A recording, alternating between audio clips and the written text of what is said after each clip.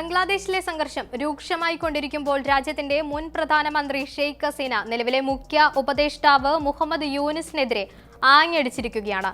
അദ്ദേഹം ന്യൂനപക്ഷങ്ങളെ അവഗണിക്കുന്നു എന്ന് ആരോപിച്ച് യൂനിസ് സർക്കാരിനെതിരെ ഹസീന രൂക്ഷ വിമർശനവും നടത്തി. ബംഗ്ലാദേശിന്റെ നിലവിലെ ഭരണകൂടം ന്യൂനപക്ഷങ്ങൾക്കെതിരെ പറഞ്ഞറിയിക്കാനാവാത്ത അതിക്രമങ്ങൾ നടത്തുകയാണെന്നും ആരോപിച്ചു. ക്രിസ്മസ് ദിനത്തിൽ അനുയായികളെ അഭിസംബോധന ചെയ്തുകൊണ്ട് നടത്തിയ പ്രസംഗത്തിലാണ് ഹസീനയുടെ ഈ പരാമർശം. നിയമവിരുദ്ധമായി അധികാരം പിടിച്ചെടുത്ത നിലവിലെ ഭരണകൂടം മതന്യൂനപക്ഷങ്ങളെ ചുട്ടുകൊല്ലുന്നത് പോലുള്ള ഭയാനകമായ മാതൃകകൾ സൃഷ്ടിക്കുകയാണെന്ന് 78-കാരിയായ അവാമി ലീഗ് മേധാവി ഓഡിയോ സന്ദേശത്തിൽ അവകാശപ്പെട്ടു. കഴിഞ്ഞയാഴ്ച ബംഗ്ലാദേശിൽ ഒരു ഹിന്ദു പുരുഷനെ ആൾക്കൂട്ടം കൊലപ്പെടുത്തിയതിനെക്കുറിച്ച് ഹസീന പരാമർശിച്ചിരുന്നു. മുൻകാലങ്ങളിൽ രാജ്യം എല്ലായ്പ്പോഴും സാമുദായിക ഐക്യത്തിന്റെ തിളങ്ങുന്ന ഉദാഹരണമായിരുന്നുവെന്നും ഹസീന പറഞ്ഞു. രാഷ്ട്രപിതാവ് ഒരു സാമുദായികം അല്ലാത്ത ബംഗ്ലാദേശ് സ്വപ്നം കണ്ടു. ആ സ്വപ്നം സാക്ഷാത്കരിക്കുന്നതിന് ബംഗ്ലാദേശ് അവാമി ലീഗ് എല്ലാ മതങ്ങളിലെയും ആളുകളുടെ സുഗമമായ ജീവിതം ഉറപ്പാക്കിയിട്ടുണ്ടെന്നും അവർ കൂട്ടിച്ചേർത്തു. എല്ലാ മതവിഭാഗങ്ങളിലെയും ആളുകൾക്ക് അവരുടെ വിശ്വാസങ്ങൾ ആചരിക്കാനുള്ള സ്വാതന്ത്ര്യത്തിൽ നിലവിലെ യൂനിസ് സർക്കാർ ഇടപെടുന്നു എന്ന് ഹസീന ആഞ്ഞടിച്ചു. പ്രത്യേകിച്ച് അവർ മുസ്ലിങ്ങൾ അല്ലാത്തവർക്കെതിരെ പറഞ്ഞറിയിക്കാനാവാത്ത അതിക്രമങ്ങളാണ് നടത്തിവരുന്നത്. മതന്യൂനപക്ഷങ്ങളെ ചുട്ടുകൊല്ലുന്നത് പോലുള്ള ഭയാനകമായ കീഴ്വഴക്കങ്ങൾ പോലും സൃഷ്ടിച്ചിട്ടുണ്ട്. ഈ ഇരുണ്ട കാലം ബംഗ്ലാദേശിലെ ജനങ്ങൾ ഇനി തുടരാൻ അനുവദിക്കില്ലെന്ന് ഹസീന ഉറച്ചു വിശ്വസിച്ചതായും അറിയിച്ചു.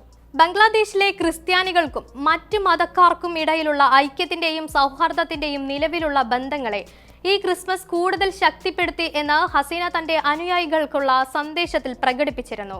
ഈ ക്രിസ്മസ് ആഘോഷവേളയിൽ എല്ലാ ക്രിസ്ത്യൻ സഹോദരി സഹോദരന്മാർക്കും സന്തോഷം, സമാധാനം, സമൃദ്ധി എന്നിവ ആശംസിക്കുന്നു.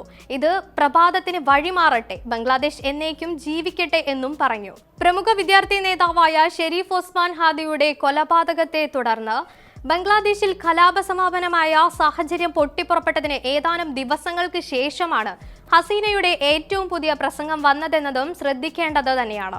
ബംഗ്ലാദേശിൽ ന്യൂനപക്ഷങ്ങൾക്കും ഹിന്ദുക്കൾക്കും എതിരായ അക്രമങ്ങൾ വർദ്ധിച്ചു വരുന്നതിനിടയിൽ നിരവധി ബൗൾ അനുയായികളെ തൗഹീദി ജനത എന്നറിയപ്പെടുന്ന ഒരു ഇസ്ലാമിക ഗ്രൂപ്പിലെ അംഗങ്ങൾ ആക്രമിച്ചിരുന്നു. ജനുവരിയിൽ ഷെയ്ഖ് മുജീറുർ റഹ്മാന്റെ പ്രതിമ തകർത്തതിലും ഹിന്ദുക്കൾക്കും മറ്റ് ന്യൂനപക്ഷ സമുദായങ്ങൾക്കും നേരെയുള്ള ആക്രമണങ്ങളിലും ഇവർ പങ്കാളികൾ ആയിരുന്നു എന്നും പറയപ്പെടുന്നുണ്ട്. ധാക്ക ട്രിബ്യൂണൽ റിപ്പോർട്ട് പ്രകാരം ബൗൾ കലാകാരന്മാർക്ക് എതിരായ സമീപകാല ആക്രമണങ്ങളെ അപലപിക്കാനും ഒരു നാടോടി പ്രകടനത്തിനിടെ മതവികാരം വ്രണപ്പെടുത്തി എന്നാരോപിച്ച് കസ്റ്റഡിയിലെടുത്ത ബൗൾ നേതാവ് അബുർ സർക്കാരിനെ മോചിപ്പിക്കണമെന്നും ആവശ്യപ്പെട്ട് ബൗൾ അനുകൂലികൾ മണിഗഞ്ചിലും താക്കൂർഗാവിയിലും പ്രതിഷേധ റാലികൾ സംഘടിപ്പിച്ചു. ഡിസംബർ 24-ന് താക്കൂർഗാവിയിലെ കോടതി വളപ്പിന് അനുകൂലികൾ എത്തിയപ്പോൾ തൗഹീദി ജനത അംഗങ്ങൾ അവരെ നേരിട്ടു. തുടർന്ന് സംഘർഷവുമുണ്ടായി. ഇതിൽ 2 പേർക്ക് പരിക്കേൽക്കുകയും ക്രമസമാധാന പാലനത്തിനായി കൂടുതൽ പോലീസിനെ വിന്യസിപ്പിക്കുകയും ചെയ്തിരുന്നു. നവംബർ 23-ന് മണിഗഞ്ചിൽ ബൗൾ അനുകൂലികൾക്ക് നേരെ വീണ്ടും ആക്രമണം നടന്നു. ദിവസങ്ങൾക്ക് ശേഷം നിരവധി രാഷ്ട്രീയ പാർട്ടികളും മനുഷ്യാവകാശ സംഘടനകളും സംഭവത്തിൽ ഉൾപ്പെട്ടവരെ അറസ്റ്റ് ചെയ്യണമെന്ന് ആവശ്യപ്പെട്ടിരുന്നു.